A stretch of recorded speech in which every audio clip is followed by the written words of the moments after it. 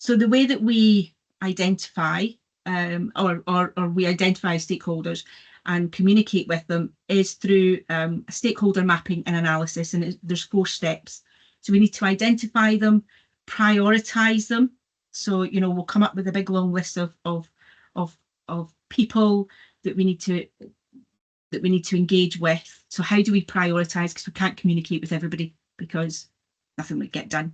And then understanding each of those stakeholders, the key stakeholders, we need to understand them a little bit more, and then engaging, communicating with them in the appropriate way. So that's that mapping and analysis. So step 1, it is really obvious, is identifying, and you can do that in a number of ways. So in your project team, you know, you can sit around and you can just make a big long list of potential key stakeholders. So who's going to feel the impact of our project? So I'm thinking about home dialysis. So who's going to feel the impact of our home dialysis? Potentially in-centre hemodialysis, you know, because the capacity, so they would feel that impact of our home dialysis. You know, so it's just thinking about who else would feel that impact. Also, because this is a QI project, I would also seek out or try and understand other people that have gone through the QI process, not necessarily, and again, I'm going to refer to home dialysis, not necessarily for people who are in home dialysis, but maybe if the transplant team have gone through a QI process, maybe I want to involve them because they've got some expertise in going through the QI process, not necessarily the topic, but maybe more of the theory and the actual implementing change. So again, it's finding out who else can support you. Don't forget patience. I love this word cloud from a patient.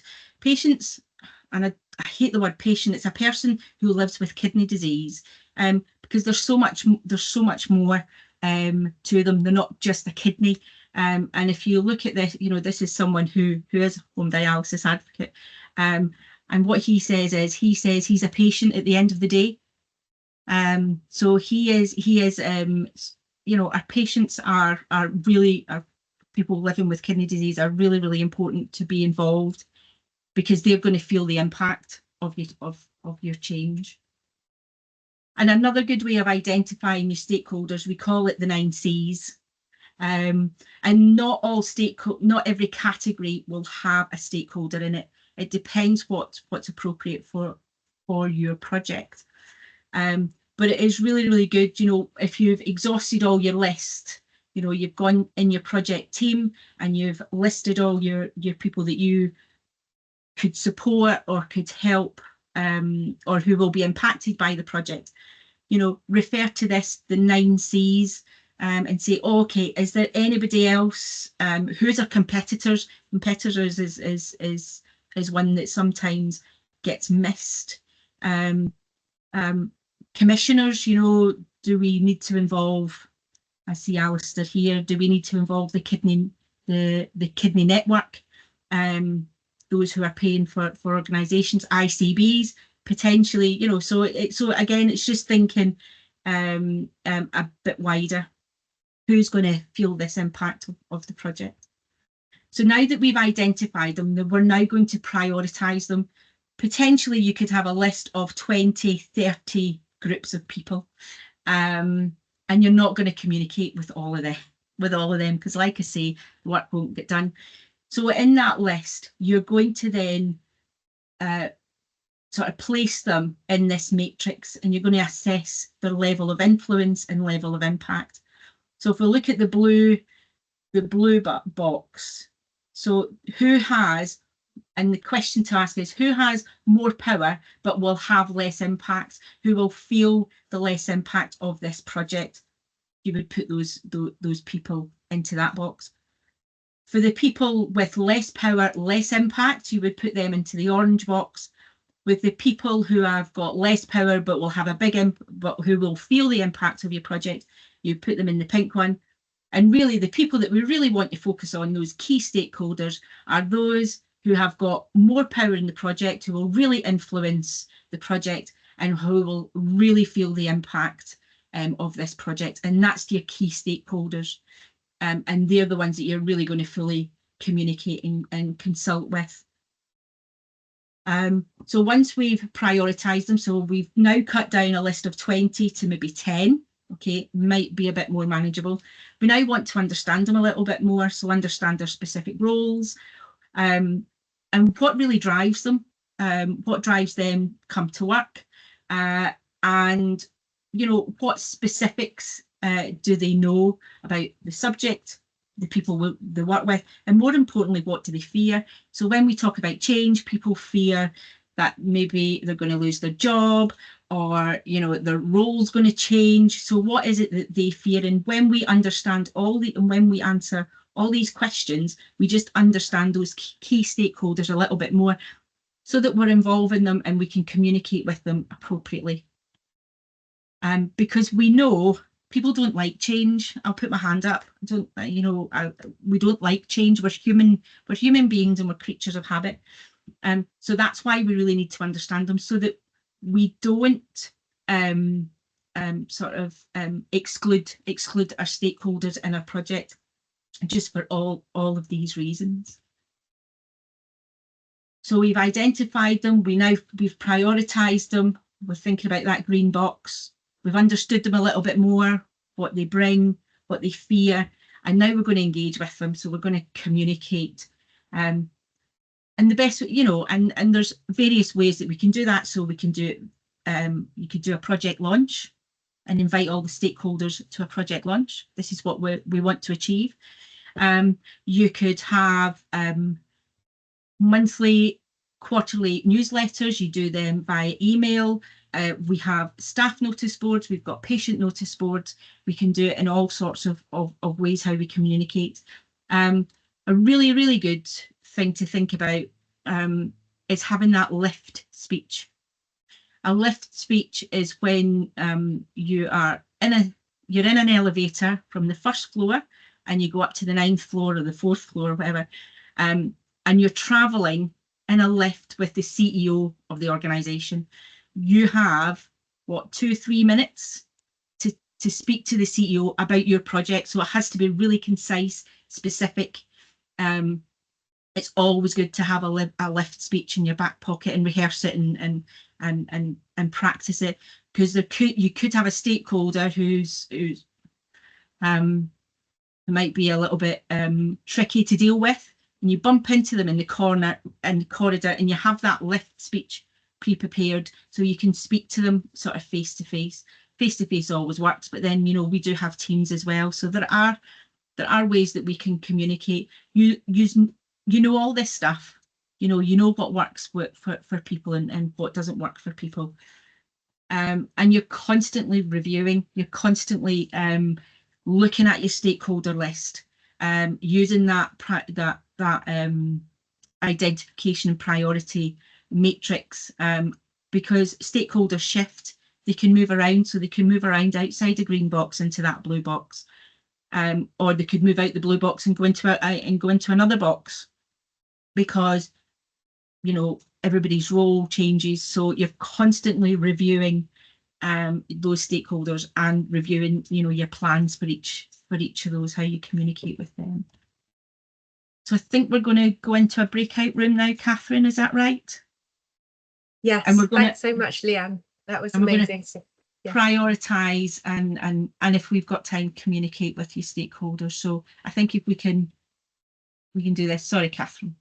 Stop. No, yeah, that's all. So we get 10 minutes to practice building a stakeholder matrix. So we're going to brainstorm who the stakeholders might be, and then try and put them into those different categories for the different project areas. So if we come back at 1:45, and then we'll just have 5-minute feedback instead of the 10. Okay, so I was going to put the links into the box, excuse me. I'll just do that right now. They're the same links as before, but I'll just put them in again. And you can just click on the right one. Catherine, what time did you say to come back? 1:45, please. 1:45. Okay, Yeah. 10 minutes. Brilliant. Thank See you you. See you shortly. all shortly. Oh, yeah. Okay, fine. So, who wants to feedback first from that? Leanne, do you want to share your matrix? Yes. Thank you. Yeah.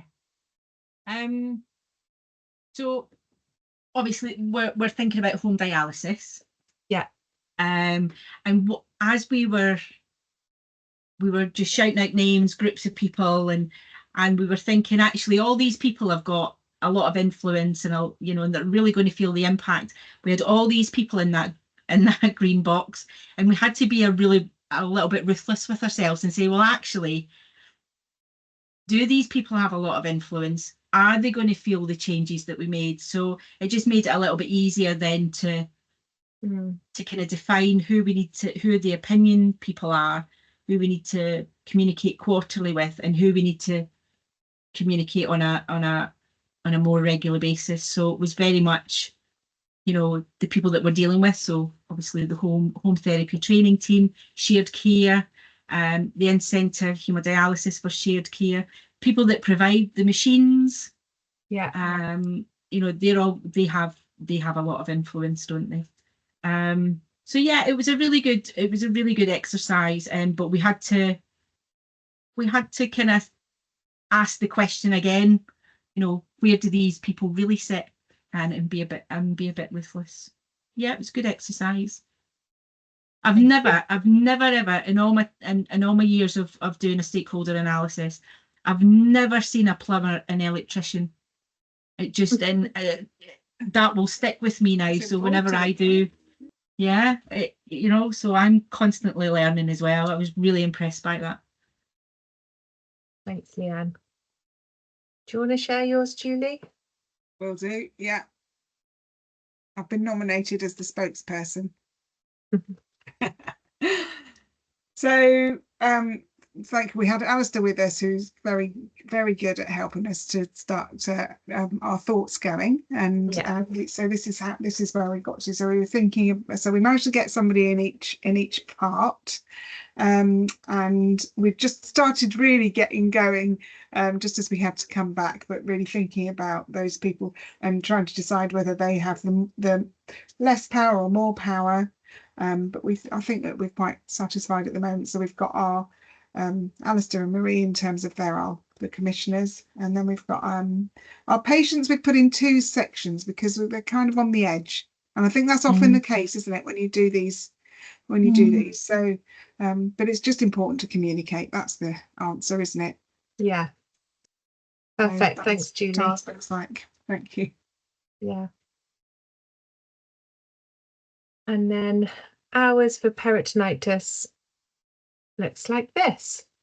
So the interesting thing that we talked about was how for peritonitis, in terms of patients, they're obviously really impacted by the peritonitis infection and that disease, but they're also doing their own therapy. So they are also the ones that really can influence and have a lot of power on the project.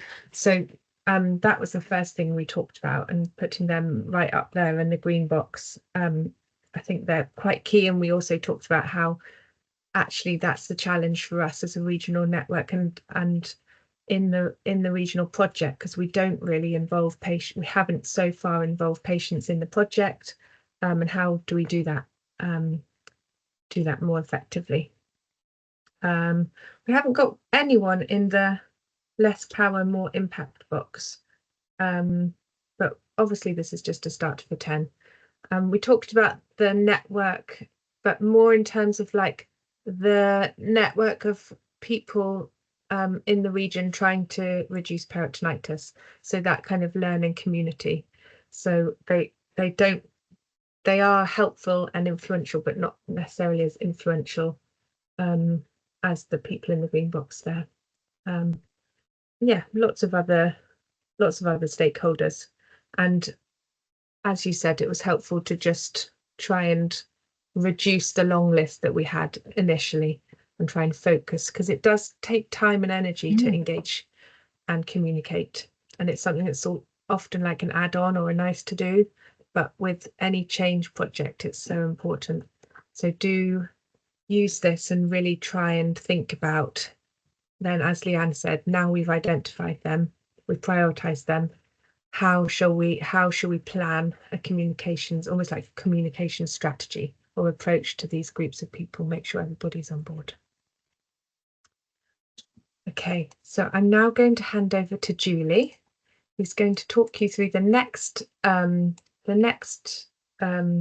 topic, which is about drivers for change. And actually this is so relevant because often the stakeholders are the drivers for change, and that can feed into your project plan. So thanks, Julie, over to you.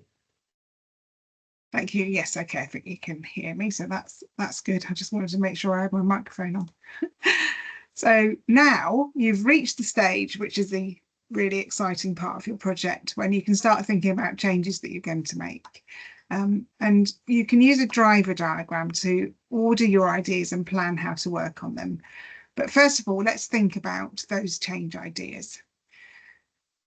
And I'm hoping that you're brimming with ideas about changes that you'd like to make. So this is called a brainstorming exercise, which is all about action. So what actions or changes can you think of that's going to result in the improvement that you want? At this stage, there's not any bad ideas. It's just a brilliant team exercise to brainstorm any change ideas and get everybody involved. And we follow these 5 golden rules. So that is that there is no criticism. There are no bad ideas. Everything is a good idea. The wackier, the better. Go for quantity. So you don't want just, 3 or 4 ideas. You want as many as you can possibly get. And as I said, just think broadly. Encourage those wild ideas because they provide those breakthroughs. Build on the ideas of others. So there's somebody who's thought of an idea and you can think, oh yes, and then we can add this as well. What else does it bring to mind? And it can get, if you're doing it in a big group, it can get rowdy. So try to have a way of having one conversation at a time, whether that means passing the baton or whatever it is. But if you've got a big group of you, it's important to do it in that way. So once you've got your list, you're going to have a load of ideas and you might think, all right, now what do we do? This is all a big mess. So how do we link it all together? And that's when you can use this wonderful thing called a driver diagram. And all it is a display of your project on one page. So it includes your project aim. You have your project aim over on one side. And then all the things that you've thought about on the other side, and then in the middle you've got your primary and secondary drivers. So what is it that's you're gonna need to make those ideas come to fruition? So it helps you to break up those ideas into much more manageable chunks and make sure that you're directly moving towards the change that you want to see. It's a really good way of representing your project strategy on a page, and you recommend that you can keep going back to it while you're running your project. Keep it alive. This is not a one-off document, it's a live document, so keep it going. And this is how it helps you. So it's a visual display, as I said, of your team's theory of change, what you think you want to do. And it allows you to consider all the different ways that you might use to get towards your aim. It helps you to keep your progress, to keep your focus and make sure that you're on the right path. And really importantly, staying within the scope of the project, not letting it veer off and into other projects, that other people's projects, that it's keeping within the scope of the project that you are working on. As I mentioned before, it helps you to break down sort of more of the sort of trickier problems and things into those smaller chunks. So don't eat the elephant, keep it small. And it can help to show the cause and effect between the drivers and those change ideas. And also it's a really good way to communicate what the project is thinking about and planning with. So when you're talking to colleagues, when you're getting your lift speech ready, it's really good to help you with your communication. So how do you do it? So start off with something you've already got, because we've already spoken about this today. You've already got your aim. Your smart aim is going to go in there at one side. Then you start thinking about your primary driver. So your primary driver it's like themes really, and that's what's going to drive your project forward. So what is it that you need to improve so you can achieve your goal? So keep it as simple as you possibly can. And for example, that might be something you want to increase something or reduce something. Look at your aim and think about what that primary driver is. Then you've got your secondary drivers. So how can you influence those drivers? So your secondary driver is going to be, so if you've said in your primary driver, increase staff knowledge or skill, your secondary driver is going to be that training or that staff education. So your primary driver is going to be the increase knowledge. Your secondary driver is what it is you're going to use. So that's going to be your staff education. And then you've got this wonderful, huge list of all of your ideas. What is it that you're going to go and do differently? So they're small scale, as we said, those bite-sized chunks, easy to implement, and ideally they should be things that you can measure. So the change ideas ensure that your quality improvement project moves out of the planning stages and into action. And so these ideas that you found in your brainstorming, they go on the driver diagram to make it easier to theme and plan your ideas. And if you want to, you can start by putting your aim on and then your change ideas, and then thinking about how these theme together, how these turn into secondary drivers and into primary drivers. You can start at either end. Okay, so this is a real one from the Day Life project. You can see the primary drivers. They're about increasing something, increasing the numbers of people starting PD, increasing time on therapy. So that's the primary drivers. And the secondary ones include things like education. And then the changes are all themed out there. And sometimes when you're working on your own driver diagram, it's helpful to look at a real example, because it helps you start to write and think, oh yeah, what should that look like? Just helps bring it all to life. So why don't we do that? Let's have a go. We're going to break up again into our breakout rooms. And what I suggest that you do is you start by writing your aim statement on your left-hand side, and then I think we've got time, Catherine, 5 minutes for your brainstorming bit. You remembering those 5 golden rules. Yeah, five minutes for that. And then try and identify some of those links between your change ideas. So do they cluster into groups? And then use those themes to develop your primary and secondary drivers, remembering those words, increase, decrease. And so important to prioritize things that you can measure and you can influence. That's really, really important. And post-it notes can be handy because you can move things around, but obviously we haven't got that today. So we're gonna do that. We're all gonna help you to do that today. Thanks, Julie. How's that? Okay. Perfect. We're bang on time. I'm so proud of us. So we're going to go and try and do that. We're not expecting you to create a whole driver diagram, but we're just going to make a start and see if we can begin building those themes, and we'll come back together and share where we've got to in 10 minutes. So should we say 10 past 2 or 11 minutes past 2? We'll come back into the main room. Okay. Okay. Thank you. Okay, so we're all back. Great. I hope that was fun and useful for you. So we're going to give a bit of feedback now. So I'm going to start with my group, and we use the aim of reducing the peritonitis rate to 0.4 per patient year by March 2026, which is Sam's aim at Peterborough. And I'm going to ask Sam and Jenny to take you through this driver diagram. So one of the 3 key primary drivers was obviously to look at the staff competency, the patient competency, and obviously improving an understanding of why patients are getting peritonitis. So splitting them up. So obviously the root cause analysis tool is very useful, and it's given us some key themes and ideas and of what the causes are, what we've implemented, what doing wrong. Looking at this patient competencies, obviously what we're looking at their initial training, also when do we do their refresh training, what paperwork are we using, you know, and then go from there. And then also with the team is looking at, you know, their knowledge, their education, keeping the team, because obviously having a high protonitis rate is not good for morale. And then we sort of ran out of time, I'm afraid. Anything else to add, Jenny? No, I think that sums it up really well. Nice and clear. Yeah, thanks, Sam. And there you can see we got to one. We started with the drivers, and then we were like, okay, what's an example of a change idea that you could implement? And we've just got that idea on the right, which is our first change idea that Sam's doing. So initiating refresher training at certain intervals and making sure that's documented. Okay, who would like to go next? I'm happy to go next. Leanne? Yeah, perfect. Thanks.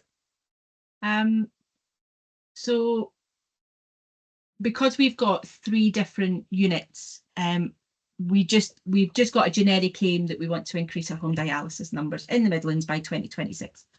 And what we started off doing was coming up with some change ideas. I just think we know what we need to do. So we come up with some change ideas, but then as I was writing down the change ideas, we're thinking that's maybe more of a driver. So again, it was really helpful. I mean, ideally, you know, you would do this with the post-it notes. So we started off with some change ideas, but actually through just shouting out the ideas, we've come up with 3 drivers and so we've got a really good start for a driver diagram, I think, for day life. So obviously it's timely referral to education, and that's establishing an AKC pathway. We're setting up an AKC MDT. We want to increase staff awareness. So how do we do that? Through staff education. And, you know, Emma and Pippa have both talked about a staff questionnaire. So before and after the patient education, just to get those myth busting, make sure that, you know, we're educating our staff right, and deliver those training sessions to in-centre haemodialysis staff. And then also, you know, it's about patients being involved. So patients are a big driver, and it's promoting that independence on the dialysis unit through the shared care peer support programme. Also helps if patients are more comfortable with, you know, delivering, contributing, their shared care. You know, some patients do end up going home. So yeah, so we've developed a very small, but it's a good draft. It's a good start point. Yeah, and I'm very proud. I'm very proud of it. Good. It looks great. Thank you, Leanne. All right, Julie, over to you and the. Okay, And the so this was our little team, and this is let me put it so like this so you can see it. So we were brainstorming. So for our brainstorming, the yellow ones are the things that are going to become change ideas. The blue ones are our wacky ones, and the pink one is something that we would really like to, you know, get the message out. So education is quite a high up in our about preemptive transplantation and leaflets. And then in our wackier ideas, which, you know, maybe they're not so wacky, the law is that everyone in the world that has 2 kidneys must donate one, because imagine that. Ooh, eek. And then maybe not quite so outlandish, everyone to be tissue type from birth. Why can't that happen? I don't understand it. And also this GPs, and this was a great idea, GPs to be able to refer straight to the transplant team. I mean, sounds good to me. Yeah, and then I think one of the soaps at the moment seems to have, I don't watch any soaps, but apparently one of the soaps has kind of created the image that if you need a kidney transplant, you can get one tomorrow. So to try not to have that as a thing. So then we have just started. It's, you know, it's in its early stages, but we've got a couple of primary drivers, which is about staff education and patient education, and then a couple of change ideas, and the other ones can be added. Brilliant. That's us. Amazing, thank you. So what I'll do is I'm going to get all the stakeholder maps and all the driver diagrams that we've started today and I'll put them all on a slide deck and send them to you all alongside the teaching slides that we've given, so that you've got that to help you develop your own projects locally. We've recorded this session, so I'll send a recording of the session out. I think we started recording a little bit late, so it might miss my introduction, but I don't think that matters. Okay. I hope that that was useful and that you find some of those tools help you in developing your project and setting up a really clear foundation for actually then action and putting in place those changes locally. Let me just start sharing my screen again. The bit of the workbook that those areas relate to, there's a stakeholder map template on page 8 of your workbooks. So feel free to use what you started today, but think about it more specifically in the context of your unit and your project. You can carry on developing that for you on page 8. And then there's also a driver diagram template on page 9 of your workbook as well. So again, I know lots of you have very developed driver diagrams already, so you can use those, put those in. But if not, if you're just beginning, you can absolutely use what you've worked on today and start developing it relating to your local project. So we've done 2 sessions out of the 4. So you've done 5 steps of the 10 steps to quality improvement. So we're halfway there. So well done. We've prepared to lead a QIT. We've understood our system and our problem. We've really defined the project aim and the scope of our project. We've identified and thought about how we're going to engage with our stakeholders. And we've defined the drivers for change that we need to focus on, and then began to develop those change ideas. But we still are at the point where we don't want you to go away and change things just yet. Because before you do that, we need to understand how you're going to measure the impact of those changes. And then that's what the next session is going to really focus on. So it's about measuring your project, measuring change. And that includes baseline data. And then once we've got a measurement plan, then we start developing your change ideas into a plan. So who's going to be involved in those changes, who's going to do what, and when are you going to, most importantly, when are you going to review how that's going, and how are you going to review that change using data. And we'll use PDSA cycles, and we'll introduce this at the next session. It stands for Plan, Do, Study, Act, Cycles of Change. All of that's coming in session 3 in October. That's the next steps. Just a few dates for your diary. The Living Donor Project, I think we've only got Michelle and Zoe, so that's not relevant really. But we have a Coventry workshop on the 25th of September. I am going to Nottingham on the 6th, but I know Derby can't make that, so that's just a Nottingham workshop, in fact. There is a dialysis for day life and peritonitis teams. There is a dialysis network study day. The Midlands Kidney Network are running a study day for all things dialysis on the 9th of September. I believe registration's open for that, Alistair, isn't it? So you can register to attend. That will be in Birmingham.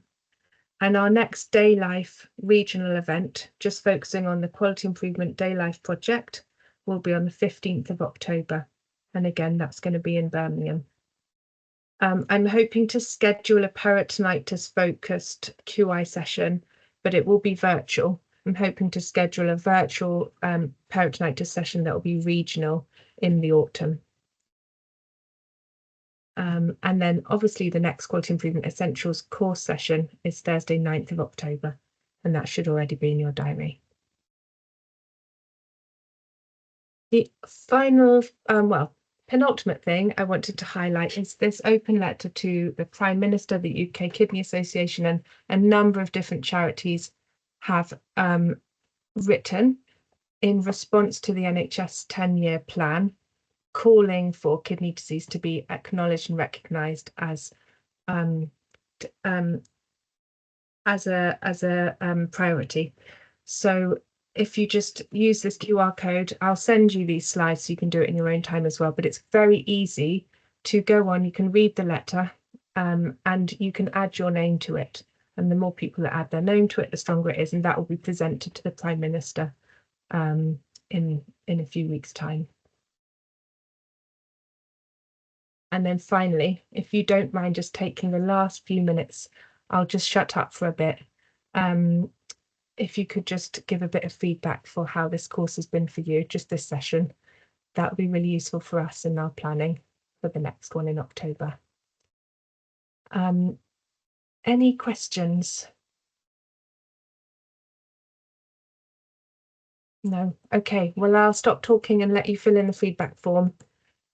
And thank you so much for your time. I really appreciate it. I know you're all so busy, but hopefully this has helped you in designing and developing your projects.